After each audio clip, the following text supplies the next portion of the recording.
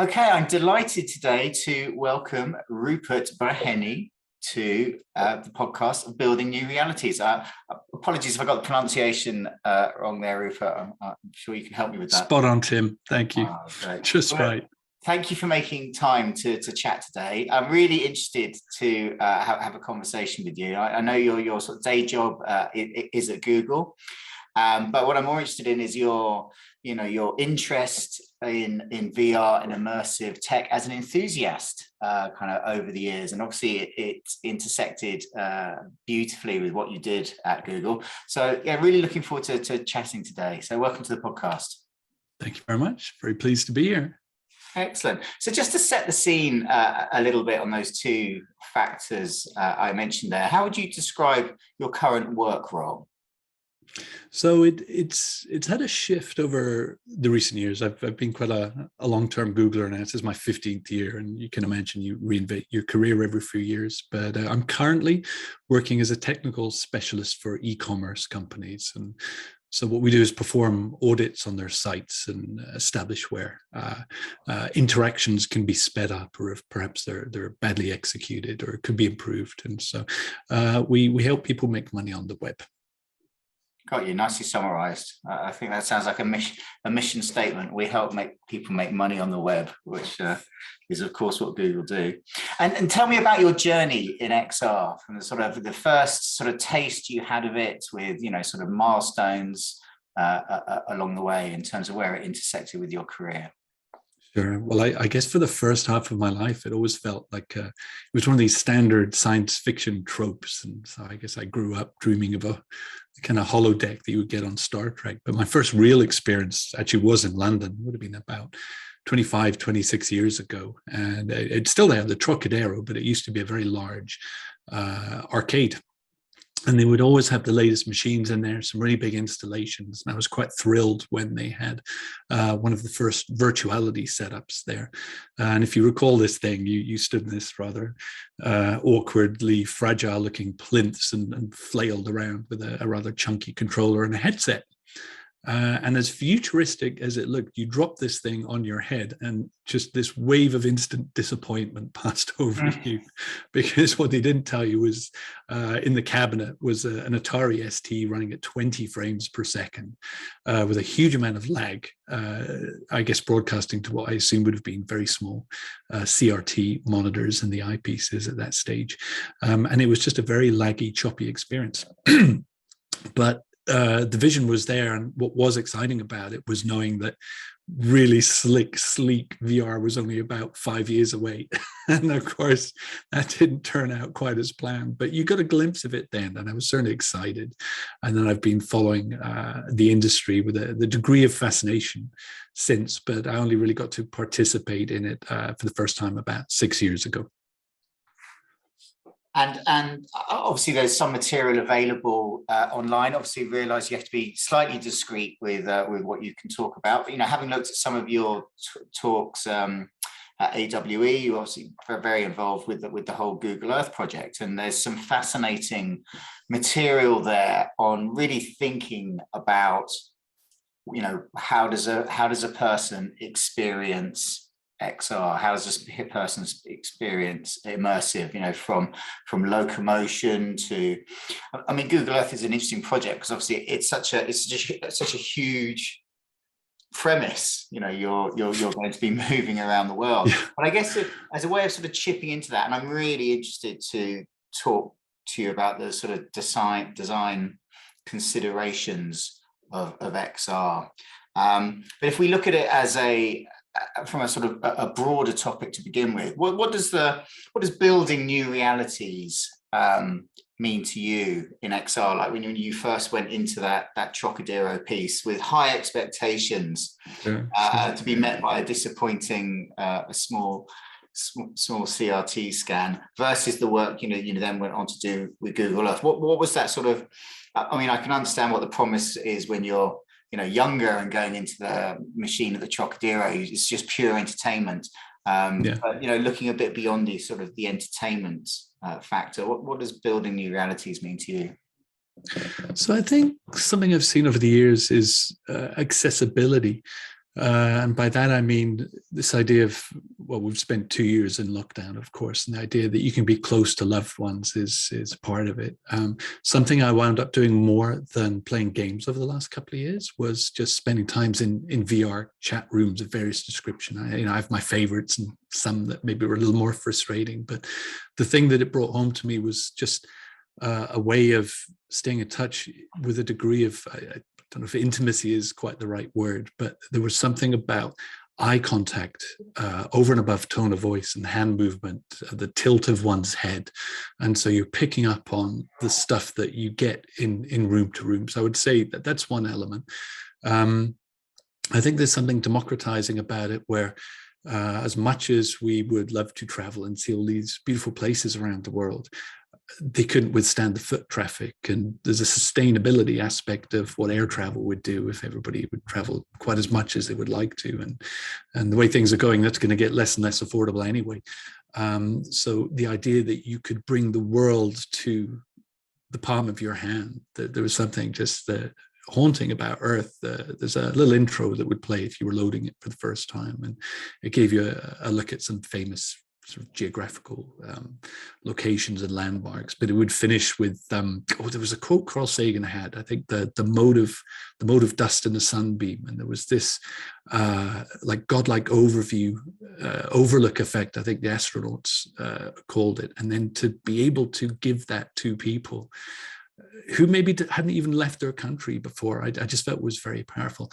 So for me, maybe even to borrow some of the Google nomenclature, this idea that you can bring information to the world and make it useful to people. And that's something I really get enthusiastic about, because I didn't travel for a long time. The first time I went abroad was 21, but I dreamed about going to these places. And so I love that there is something about this dreamlike state that you can emulate from inside a headset and give people experiences that I think hitherto were impossible to get to. It's the art form that includes every other art form that's come to be. It feels like it could be a pinnacle of creativity. I don't think we're there yet, because the tools have to get smoother. I think a lot of the stuff we see is maybe leaning a little too heavily on video game tropes. And so you see the same kind of generic imagery, which hasn't reached a level of sophistication you get when more artists get involved. But the tools are getting better.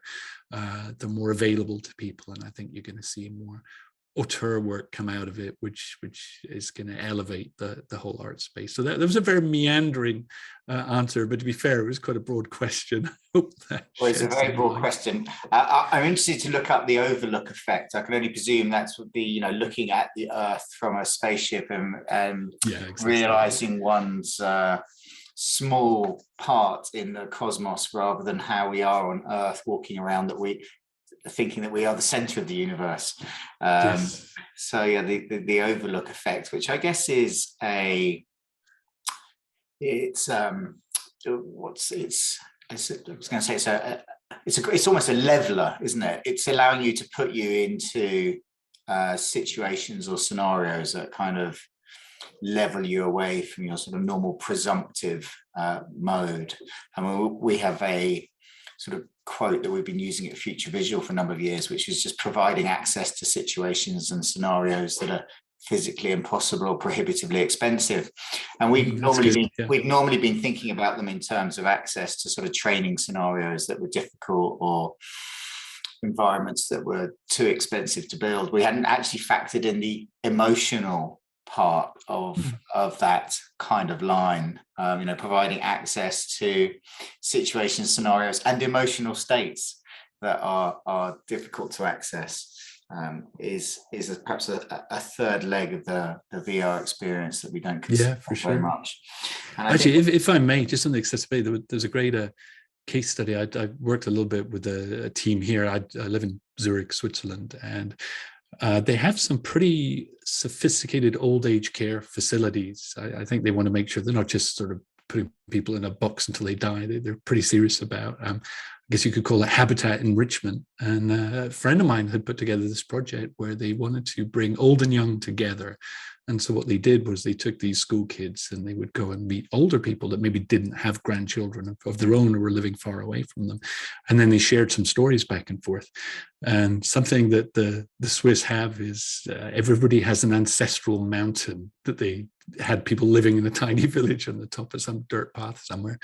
And so what would happen was the kids would go out with 360 cameras, take imagery from these places or places that, when you're 70, 80, you're not going to be hiking up these same trails anymore, but they would capture these images, bring them back, and then use them as a conversation starter. And tears were shed. You could imagine that these old people that had assumed they were never going to see these places again have that opportunity to experience. As you say, it's not so much prohibitively expensive, but limited by their mobility and their health.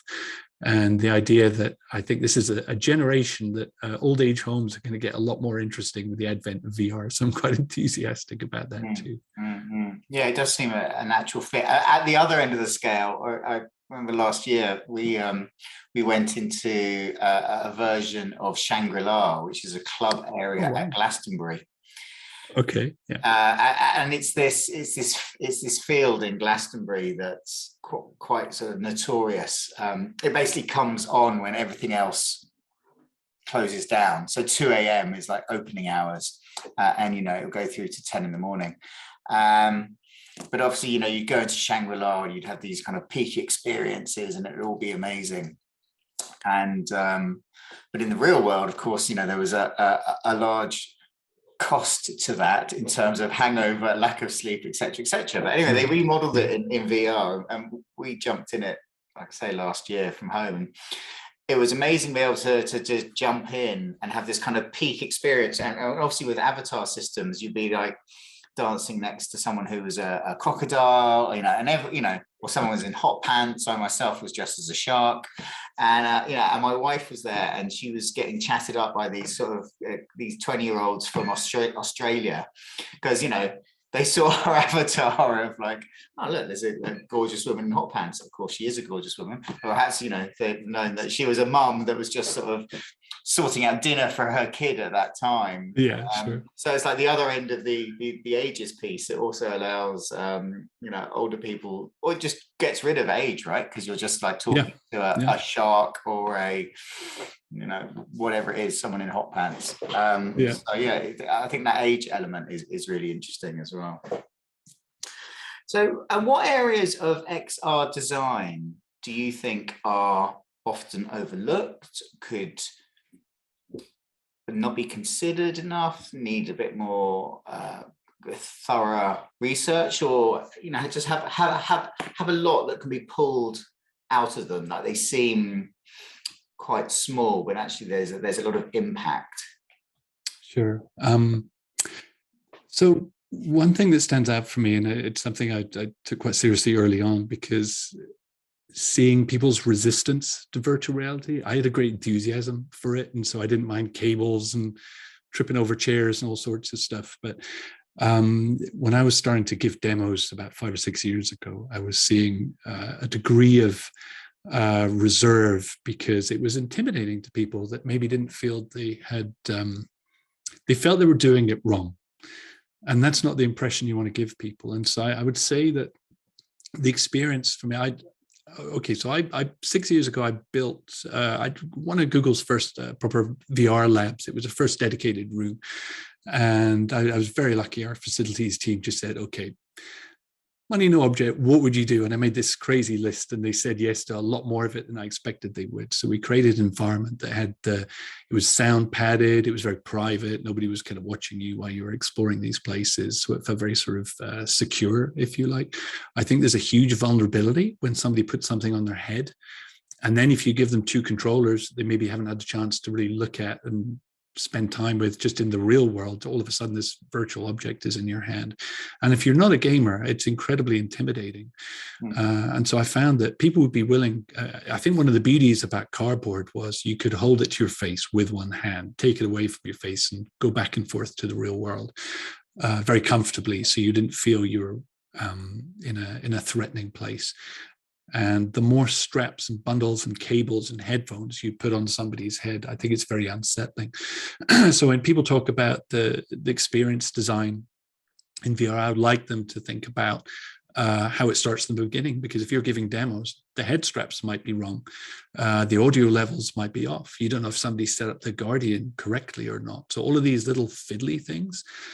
So one of the things I like about the Quest is this memory for places it's created. So you scan something once and then it's there. But just all of that little fiddly stuff that you forget when you're testing, people have to go through.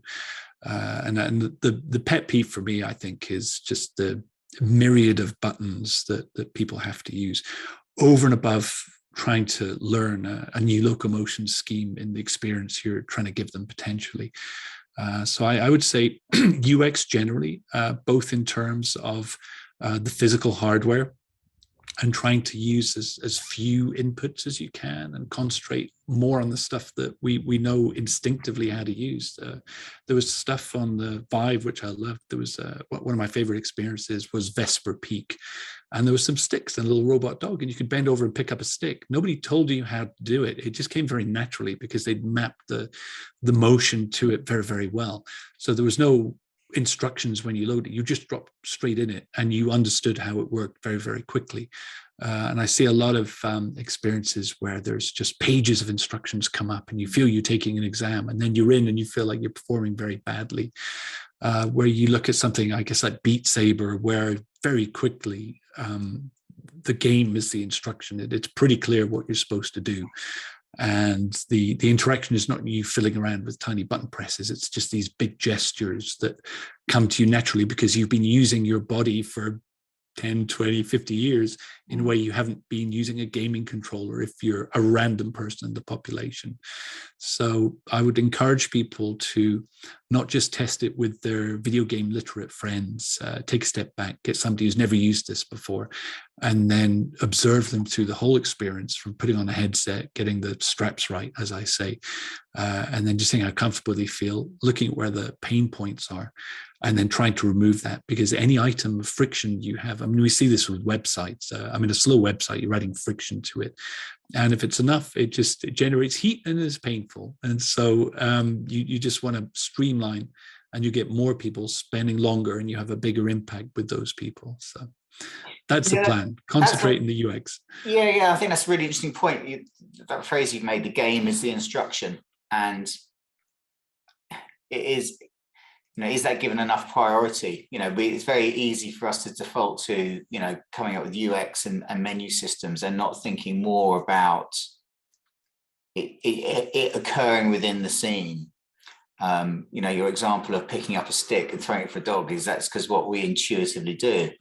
One of the R&D pieces we're doing at the moment is the difference between sitting and standing, because we're building fan experiences for watching esports or traditional sports. At some point you'll be standing because it's like, yeah, it's really exciting what's going on, but then there'll be a bunch of boring times as well, and you'll be sitting. But just the impact like standing or sitting has, and being able to either marry them up. So when I'm in an experience and I just sit down because I'm waiting for stuff to happen, what will happen in the world is that I'm suddenly at hip height, and everyone else is still at head height. And once you've detected that user has gone from approximately 6 foot to 3 foot, at that point, do you immediately place them on a virtual seat but raise them back up to kind of 5 foot height, because that's how they would appear? And I find it's quite disconcerting when you're in an environment and a bunch of people are just sitting around, because you feel like, oh, they've perhaps ducked out, they're not as involved. You're picking up on a bit of that body language, because you're like, oh, they're not as involved, they're sitting down. So really, I mean, it's such a small thing, like the difference between, or we take it, it's a huge thing that we take for granted, the difference in impact between being seated and standing, but it just has a huge impact and huge ramifications. Also, things like volume, rather than hiding volume away in settings, if you're in a group space that's aimed at you and your mates,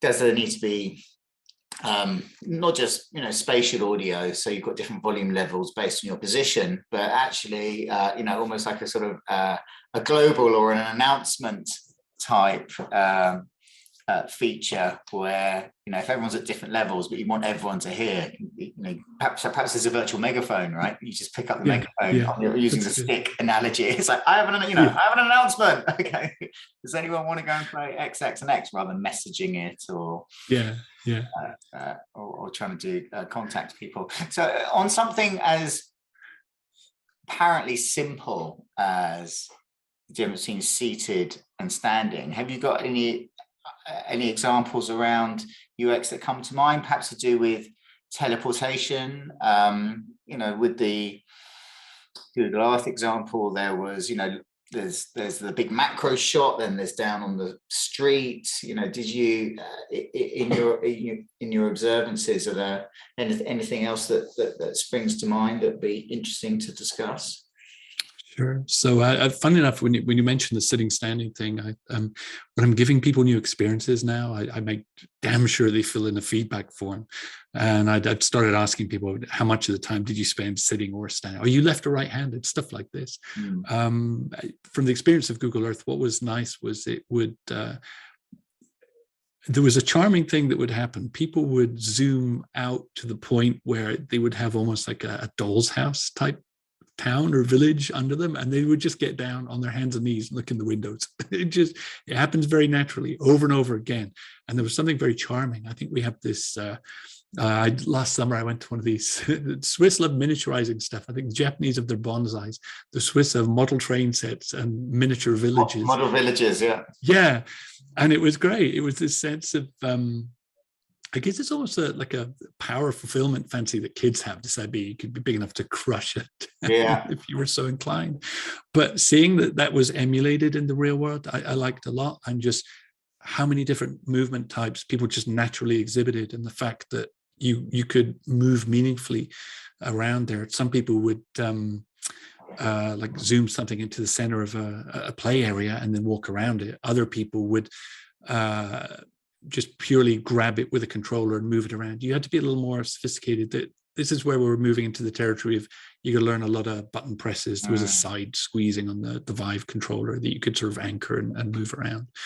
But it was nice to see that. One of the ones I felt had the most inventive movement types. This is embarrassing. I can't remember the name of the game, but it was something conspiracy, something like this. It was almost like a Mission Impossible type scenario where you wasn't the diplomacy, unseen diplomacy. Was that it? Could be. Well, the deal was it replicated that thing in the movies where there was a screwdriver you could pick up, you could crouch down, take the grill off a ventilation duct, and then crawl your way down a passageway and sneak into another room. And it was so silly and childlike and fun and exciting.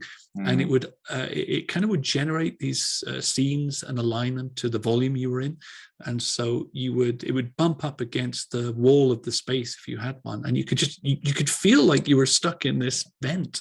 Now you were in a completely open room, but it was just this accentuation of bringing out the natural playfulness, what you would do in that scenario, and then actually using the surrounding way, not in a way to sort of, I think a lot of times there's that little mental model you keep of your surroundings that takes you out of the experience. This almost harnessed that feeling of bumping up against your surroundings and used it to accentuate the feeling in the game. And it was something I really admired about it. I really wish I could remember the name, but it was one of my first really favorite, like, this is good. They're really playful about the inputs before everything was button. But yeah, that was a good one. Well, we'll try and find the name of it and we'll put it in the notes. Yeah, please. I'll find it for you and send it, because it was a great app. I really loved it. Excellent. And then, just in the sort of the spirit of feedback and getting people's post experience thoughts, what does digital anthropology mean to you, and how do you sort of explore it and use it? Sure. So luckily I was starting to do a bit of this before moving into the VR side. And so when I was a UX prototyper for our travel products, one of the things we did early on was, the classic thing that is drilled into everybody's head early on from the UX perspective is you are not your customer. And we're lucky. We've got fairly fast hardware. We have fairly up-to-date phones. We've got good connection speeds in the cities we develop from, and that just isn't representative of the people who are going to be using these products. And so the quickest way to do it, I mean, if you're building a product for India, you just send a team out there and you will work with people directly. I didn't manage to land that travel budget, but what we did do was go to people's houses with a notebook and a pen and make yourself invisible while they try and book a flight. And you would sit and you would watch them and not instruct them, very sort of subtly try and jot down any notes as you go. And you just move, you watch them move around. Something they'll research on a phone, then they'll move to a laptop, then they'll pick up a book, then they'll take a break, make a cup of tea, and they'll come back. And you get this holistic picture of stuff that you don't get from analytics. It's that whole experience of the intent being there and the various processes. And it was frustrating sometimes because they would be copying something to a completely different app to share it in a way that they could have done it in product, but that wasn't a failure on their part. It was something that was wrong with us because people maybe didn't make the connections sometime. But it was amazing just to see the level of assumption that we as experienced designers would make.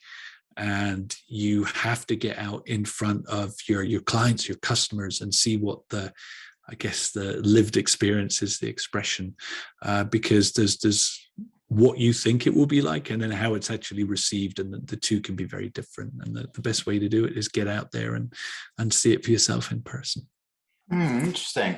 And would you say that understanding how a customer interacts with your product is your aspiration for the field you work in? Would you say that's sort of the driving force? Or what other aspirations would you have for your field? It's a big part of it. I do a bit in my kind of outside hours, I do a bit of spare time advising startups now. I kind of get that startup energy from this, and I like the mentoring aspect. But one thing I think you'll see, and I say this with love because I come from this side of the divide myself. I'm an engineer, but there is something that engineers kind of do, which is fall in love with how they make something work. And then they spend all this time telling somebody how it works, and your clients, your customers, they don't really care. Don't try and look clever in front of them. Just tell them how it's going to help them.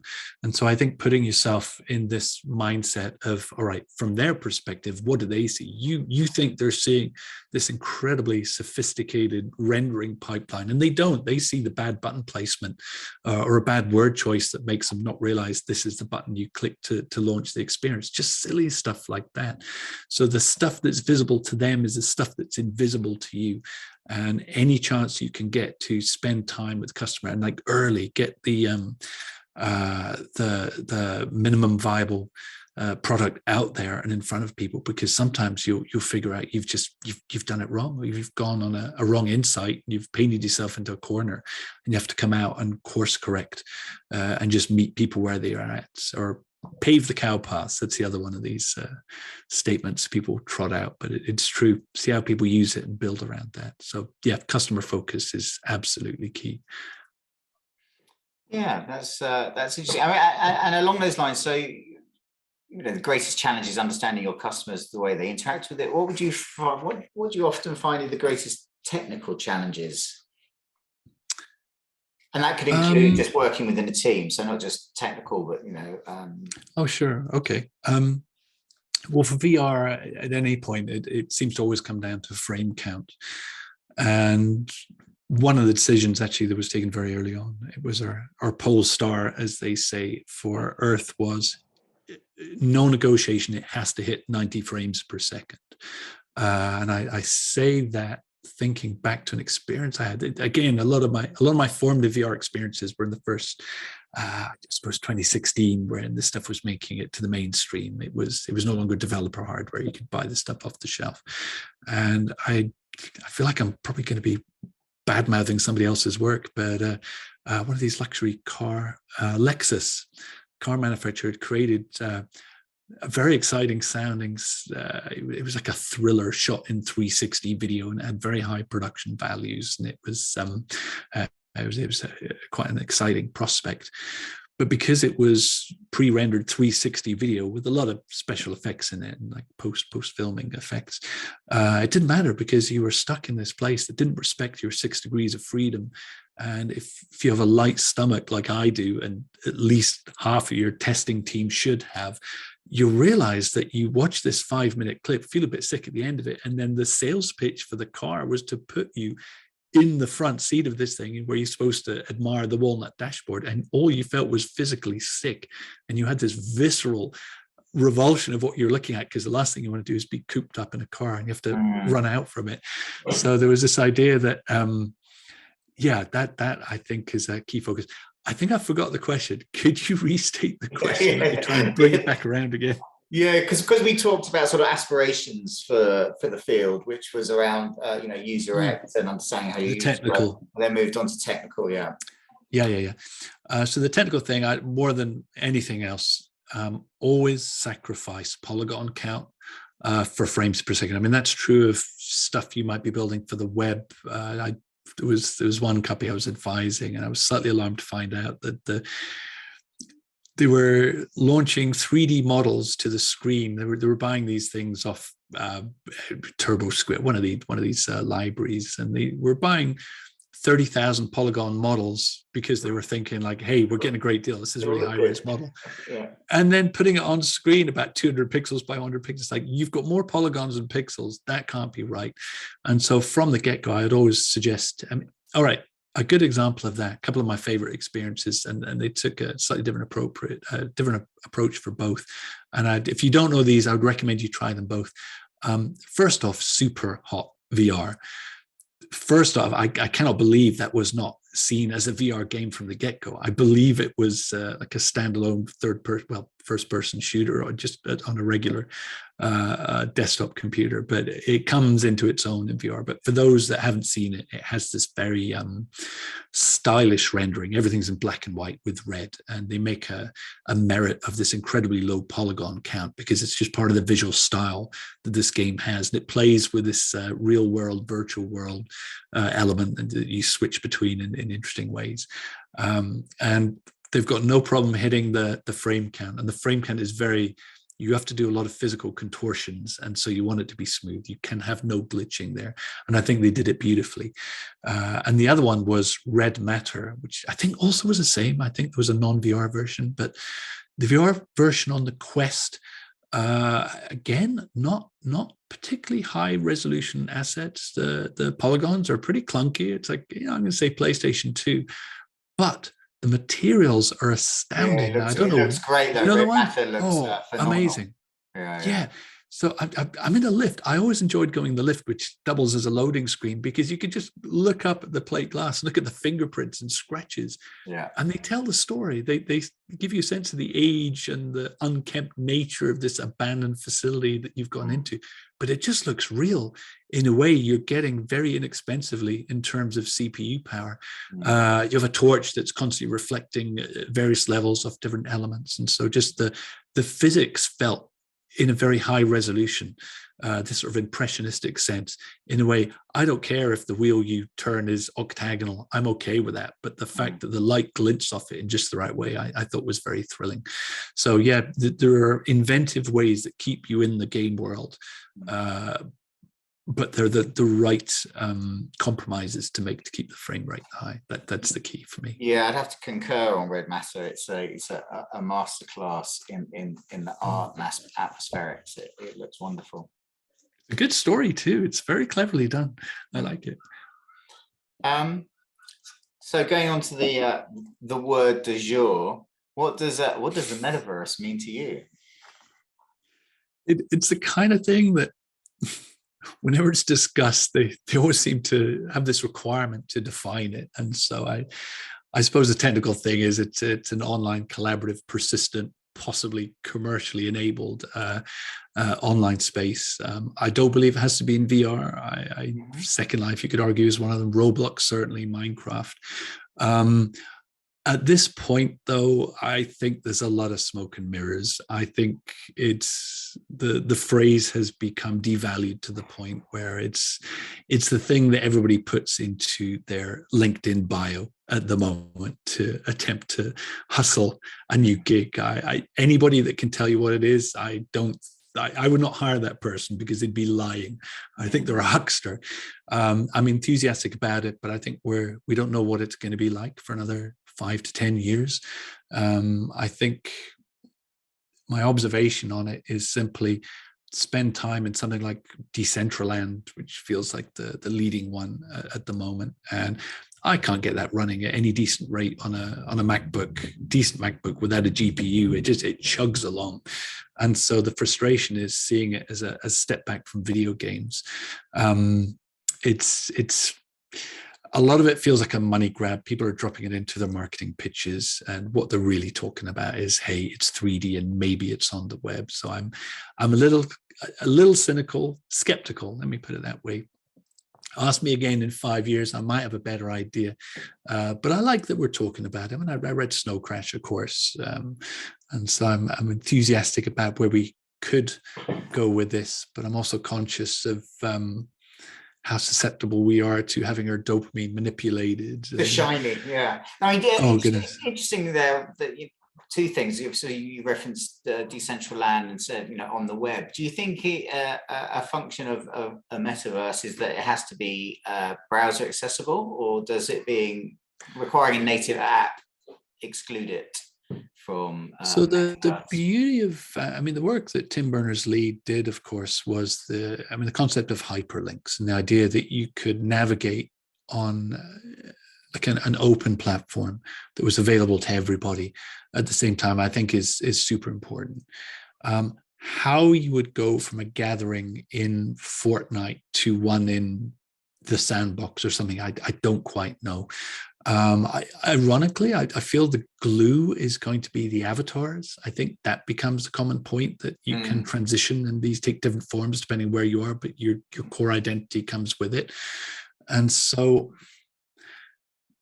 yeah, I like this idea that they are interoperable, and you have this idea of a hub that you can jump through a portal into somebody else's experience, which you're maybe ideally preloading. I don't think they all have to exist on the same back end or infrastructure, but if it can bring the best parts of the web, which is this, decentralization, and the ability that anybody can create these spaces, and we don't get too heavily caught up with the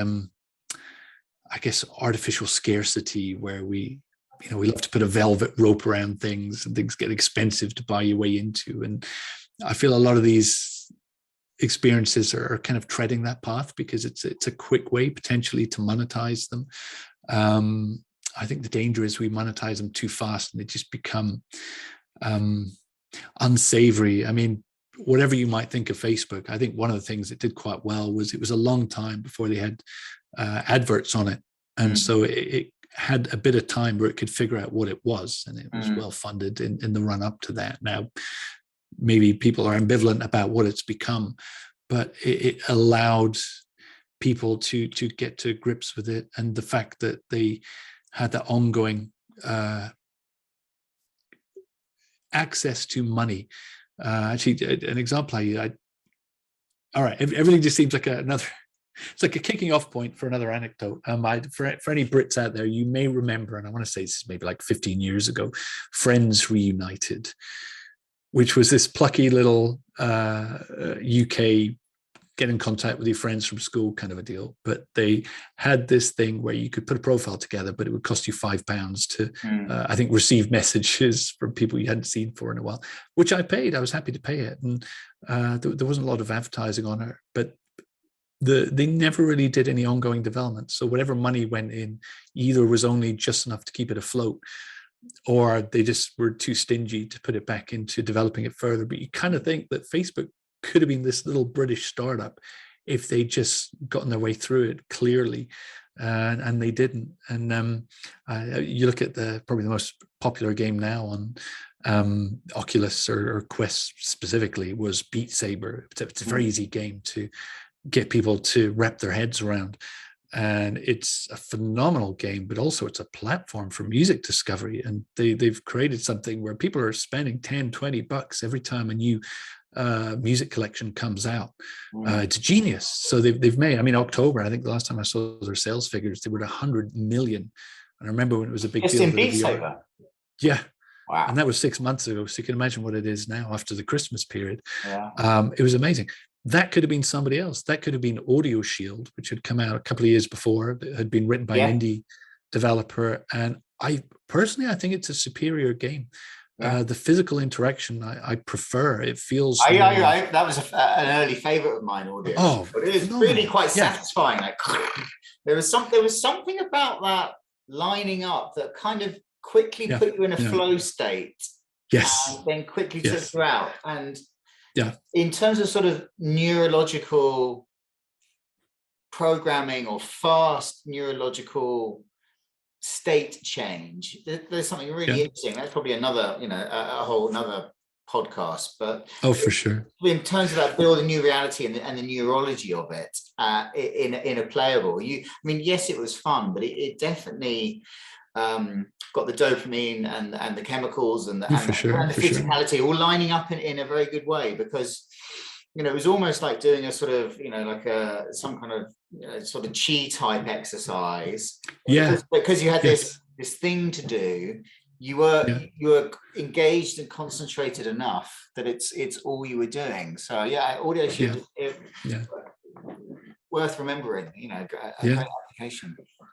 Well, sorry, to your point, which is like the Frenzy Reunited and Beat Saber. It was just simply that Audio Shield got there first, and the guy that developed it had been using Audio Surf. He was doing iterations of a similar gaming type, but there was a sense that I don't know if he just got a bit bored or whatever, but the thing that was so powerful about it was you could also just parse any of the music you liked from YouTube, and I have a feeling he abused the API a little bit where he got cut out of it. And so rather than develop it properly with, it's a business development. Had they had the money to figure out what it was, they could have been Beat Saber and sold for some undisclosed tens of millions to Facebook or Oculus Labs.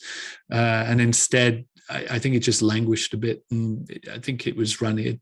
Last time I saw it, it had quite a few. There was a glitch that meant it was not very usable on Quest, and so they're at 3.5 stars at the moment, reviews, and Beat Saber is making money faster than they know what to do with a near 5-star perfect review. So it's this sense of if you don't see the user feedback, if you don't address the friction points, like I say, that customers will tell you about, they were repeatedly telling the developer in the comments section that I didn't see addressed. It's that could have been him, and I greatly admire his work. But if you don't see it all the way through, and maybe hire some people that know about licensing and making sure you're listening to customers, the CRM, customer relationship management, all that side of things, you just cede the space to somebody that does. And Beat Saber, it's a 10-person team from the Czech Republic. They've done an incredible job. But I would take a game of Audio Shield any day over Beat. I think the other element to this sounds strange, but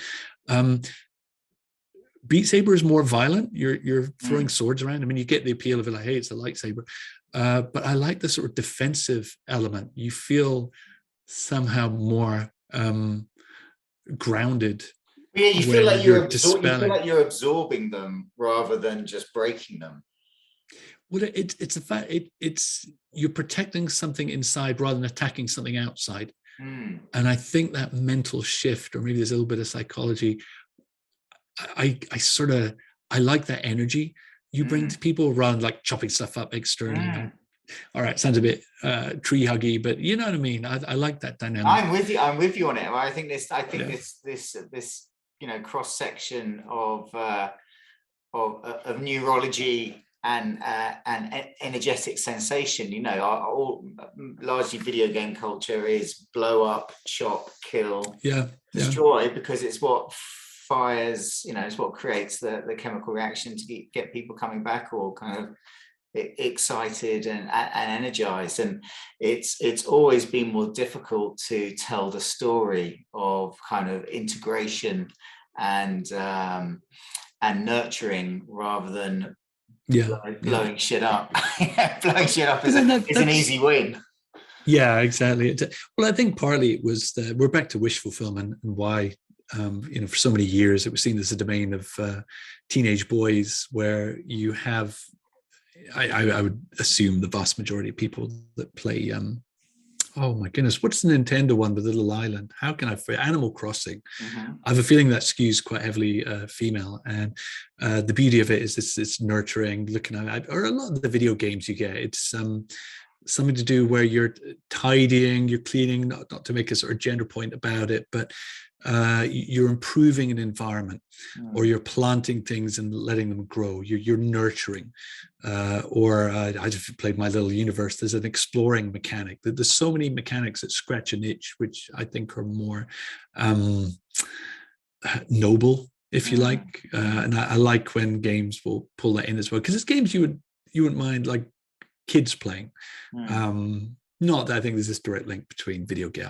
People are smart enough to understand the distinction, but I think they can be wholesome in a way that a lot of them aren't. As for exactly the same. And I despaired a little bit early on with a lot of the VR stuff. It was roller coasters and zombie games, zombie shooters, and I found both quite uncomfortable and just like very stress making. And I would come in and it was exciting, and I was certainly engaged at the time, but I came out just feeling a bit yucky.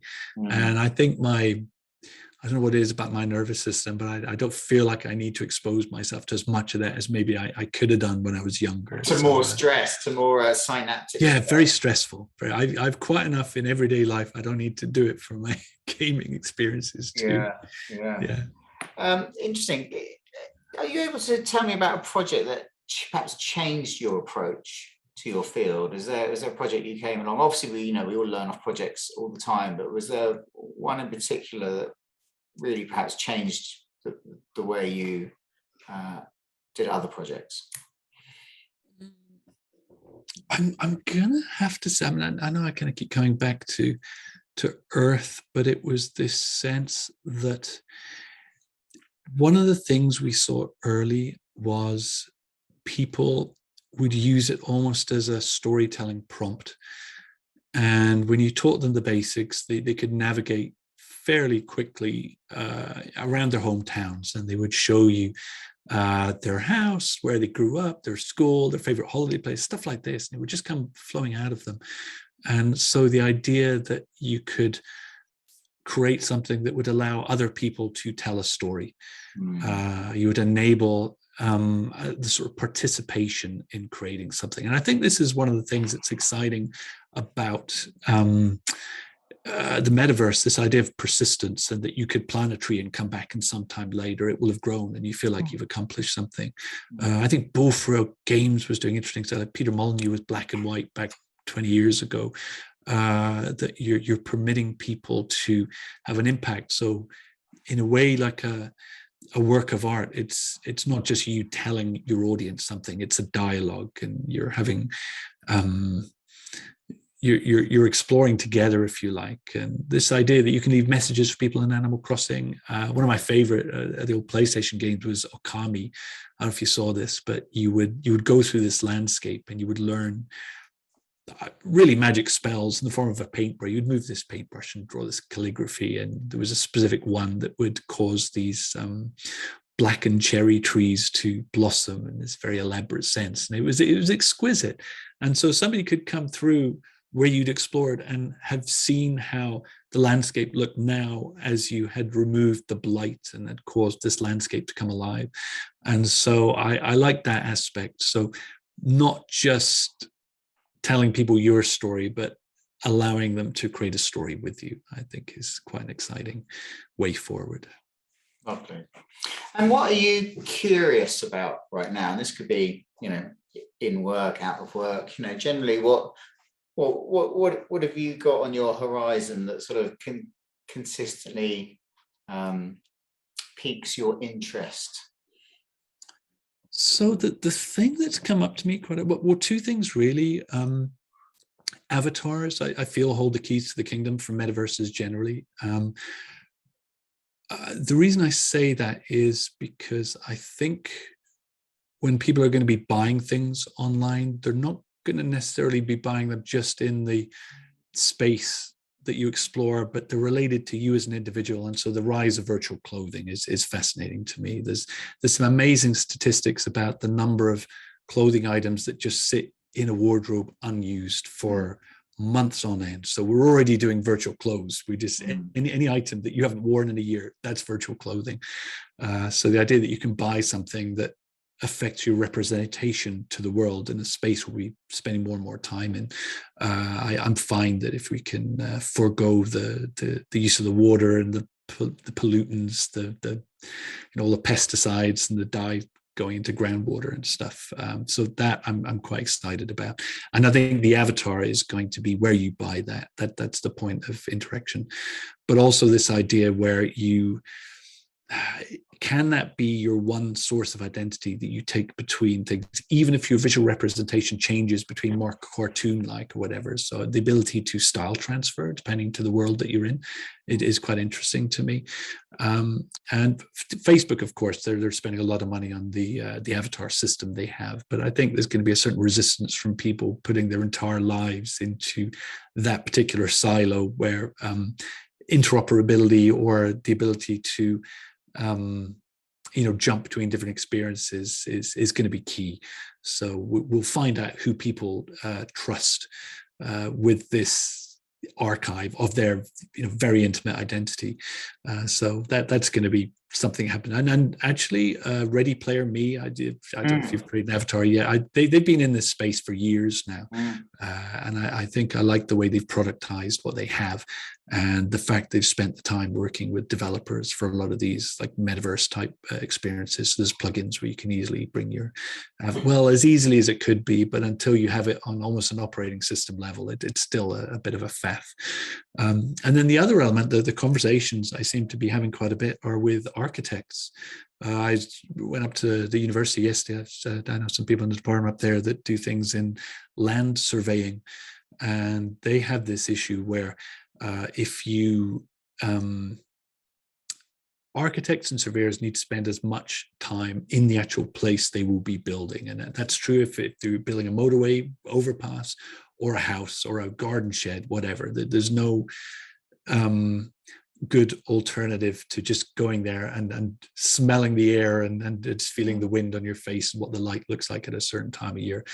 But you can only scale that up so much. And so I think one of the bigger institutional users of VR in the near future is going to be building, modeling, anything in the architecture, engineering, construction fields that I think will be one of the large enterprise customers for this type of technology that we have just now. I mean, for example, I bought a couple of houses from plan each time, and the idea that you sit down at a table, look at some printouts, try and envision from a printed PDF of a floor plan what this place is going to look like when you walk through it is hard to do. And the idea that you can just export an architectural plan onto a headset and actually see it at scale in stereo is huge.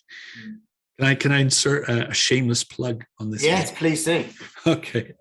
Well, I know a colleague of mine back from the Google Earth VR days, he's created something on Quest, which I think is absolutely astounding. This is the 90 frames per second guy.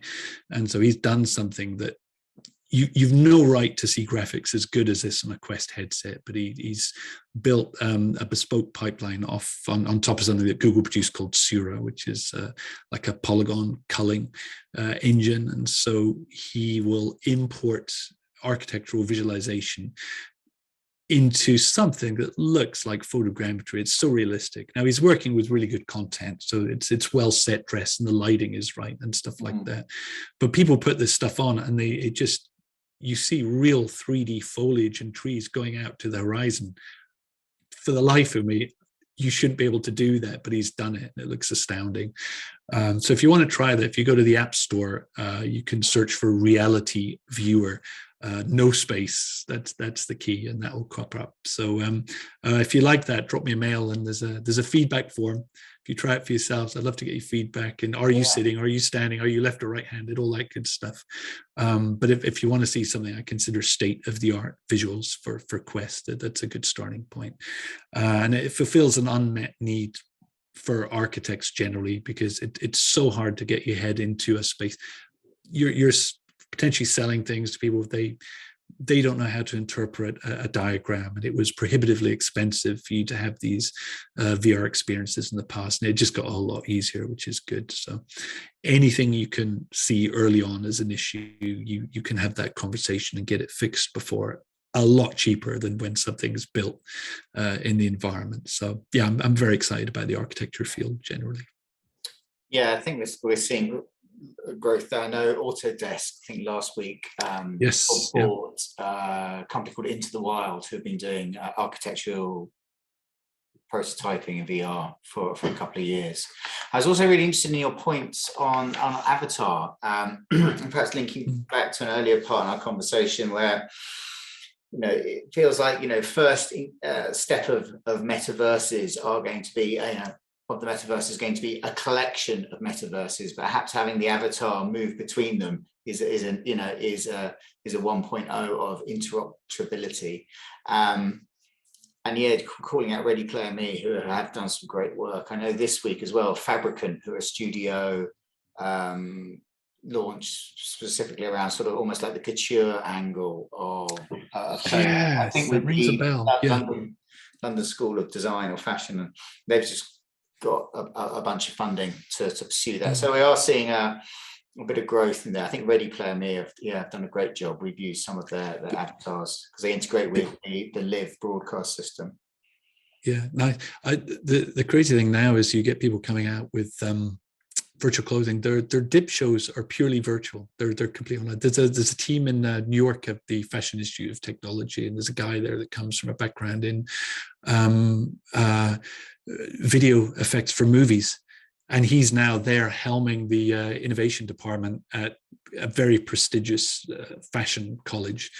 And it's not some weird thing that it's the generation gets it, and I love that they do. And Nike at this point have digitized their entire back catalog of sneakers at this stage. Unfortunately, there's not many feet in online avatars at the moment. That's true. Sure but they also bought. Was it Rex? I think Artifact they bought. So they've got some good stuff coming in. But they bought a sneaker company who had just been building digital sneakers and I think selling them as NFTs, and then that's right. Yeah, I think it's Artifact. Is that the one?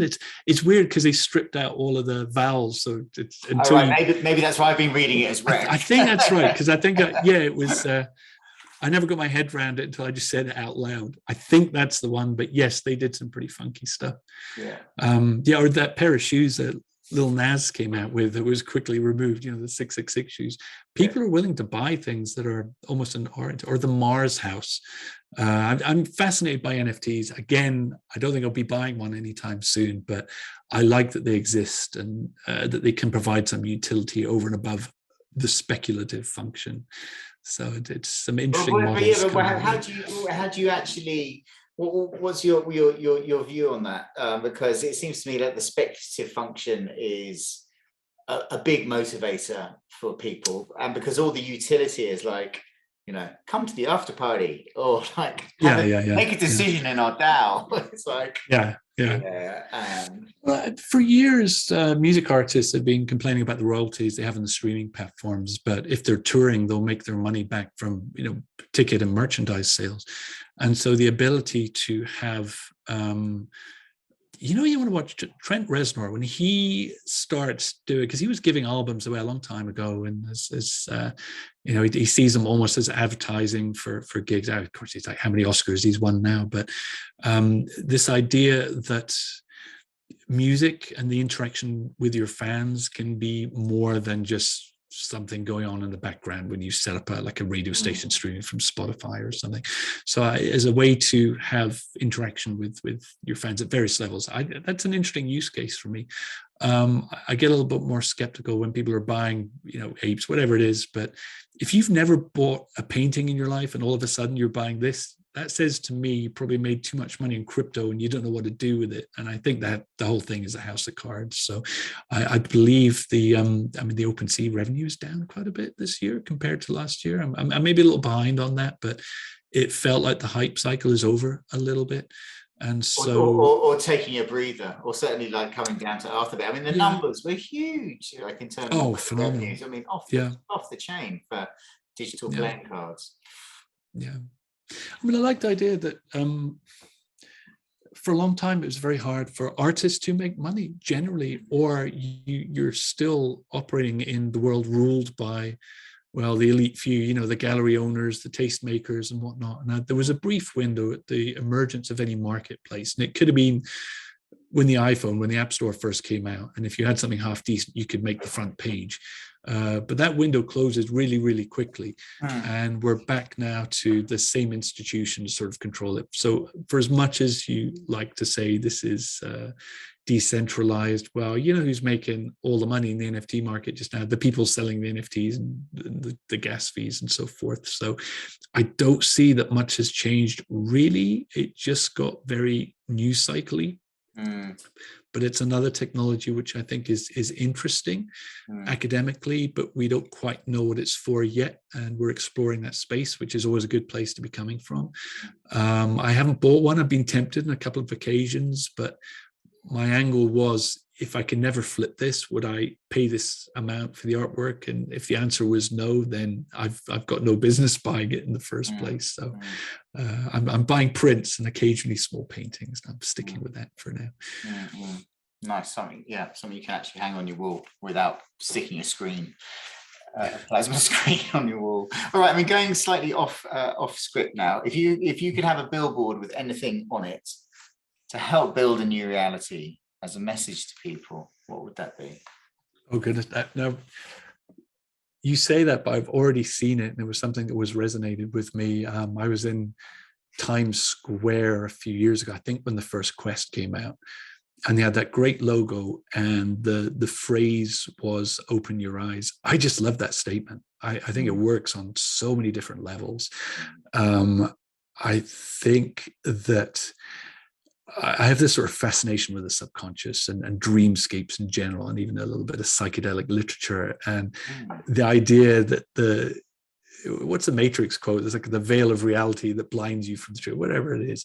But the idea that you can extol a truer reality to people, I find quite fascinating. And so basically,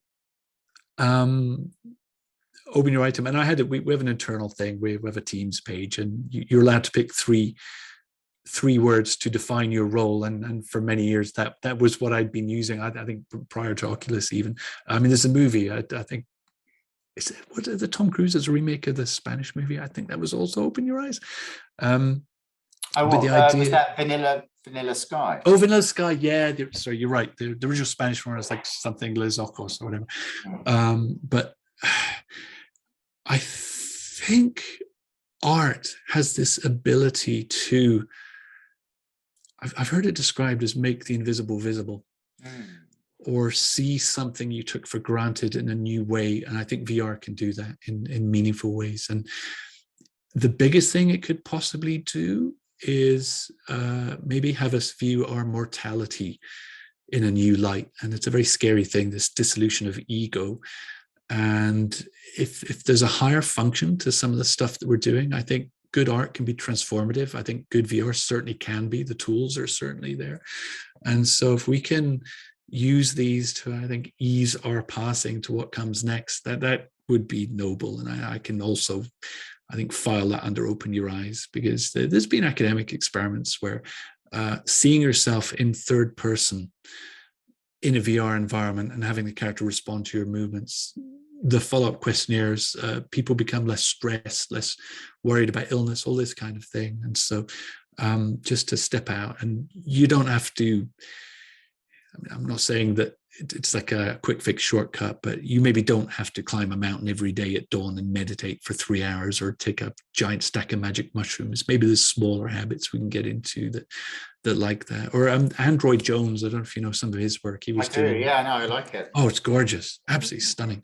But he was doing stuff more on planetariums, stuff like that.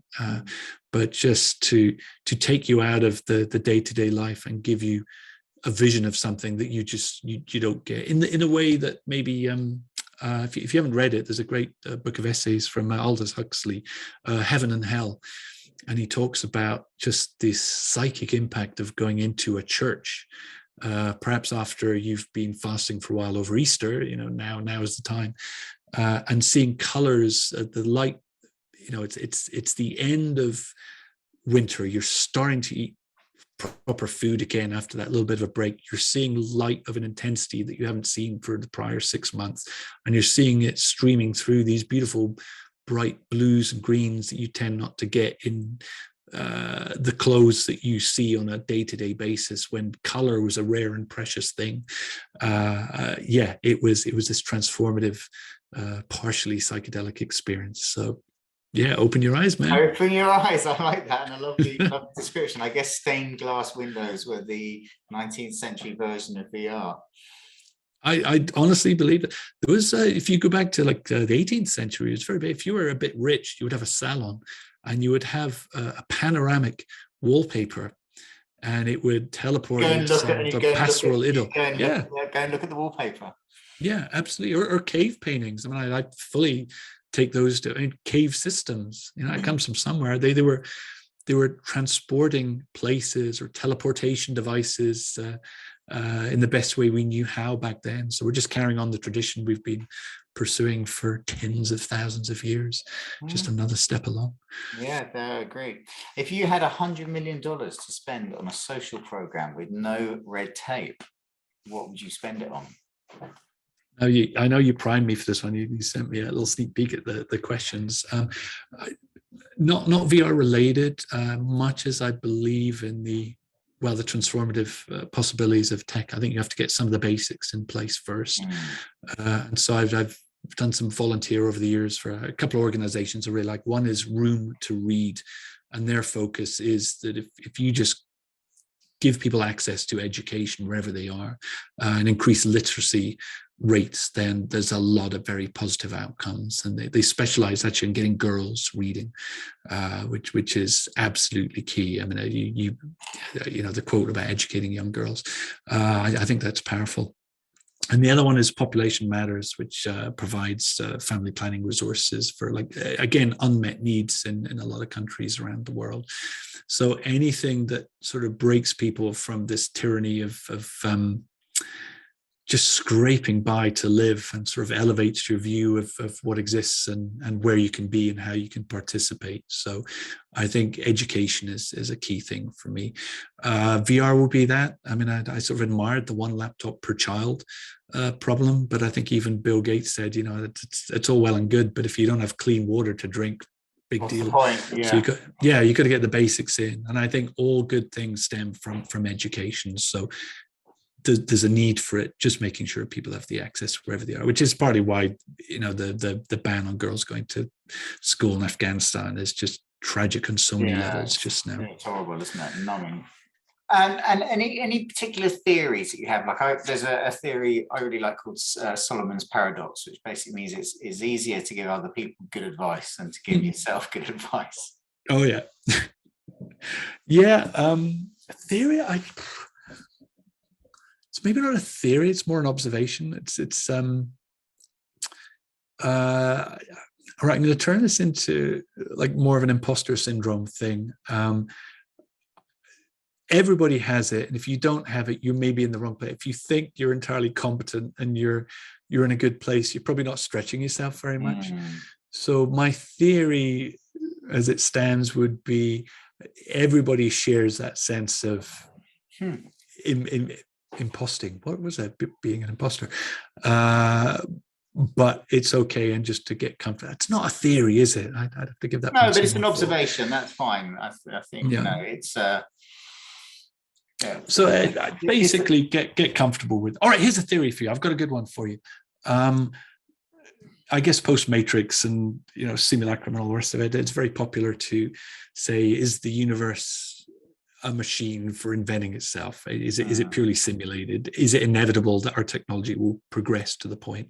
And a lot of people say, well, you can't simulate an entire universe. It would just computationally it would be too hard. How big would the machine have to be to do everything in real time? Well, if time is an illusion, then it almost doesn't matter. But you don't have to simulate a universe. You only have to simulate that sort of, inch diameter nerve bundle going up into your brain. That's all that you need to simulate a universe. So maybe we are in a simulation. Is this the LOD of universal simulations?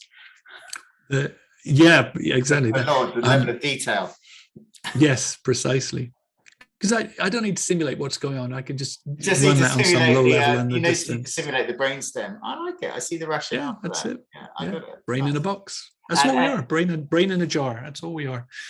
And any book recommendations? You mentioned Heaven and Hell by Aldous Huxley. It's great that you mentioned Trent Reznor again. I haven't looked at what he's been doing for quite a while, actually. So he's always an interesting person to look up. Not an author, but have you got any particular book recommendations that you'd like to share? Yeah, sure. I mean, the one I've been banging on about for a few years now, it'll soon be a Netflix series, but a three-body problem, which I think most people have, in this field have heard of. I mean, they have a VR game. I don't think it's particularly well fleshed out in the book, but as a feat of imagination and almost academic speculation, it's a towering achievement. Absolutely fascinating. I haven't reread it yet. I will.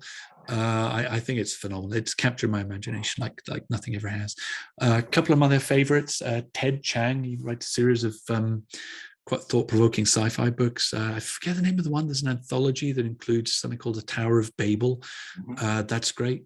I really like that. I've been very fond of Susanna Clarke, that maybe people know from Jonathan Strange and Mr. Norrell, which was spectacular. But if you don't want to sort of pull in 800 pages, Piranesi was her latest one from a couple of years ago.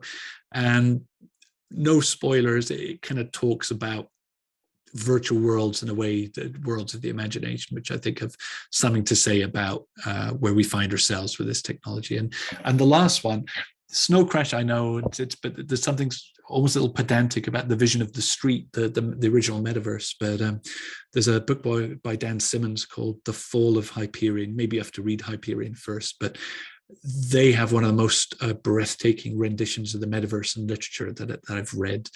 The visions he shares in that book, I think, are astounding, and the denizens of the world are quite fascinating too. So I'm very fond of those. Excellent. Some great recommendations there. Well, it's been wonderful to chat with you, Rupert. I really, really enjoyed our talk. Thank you for the opportunity. If people want to follow you, where's the best place to see what you're up to? To be honest, the only social network I use anymore is LinkedIn. So please, say there. I'd love to collaborate. I'd love to know what's going on out there. If I can't help you, I can maybe introduce you to somebody that knows your field. So I'd reach out, easy to find. Lovely. All right. Well, we'll put those details in the show notes. And thank you very much. I've really, really enjoyed it. And I look forward to the next one. I think there's a topic there. I'll have to go back through it, but I think there's another topic. Oh, the neurology. The neurology of flow it could be an interesting topic. But thank you again, and have a wonderful Easter. Tim, thank you. It was a great deal of fun. Really appreciate your time.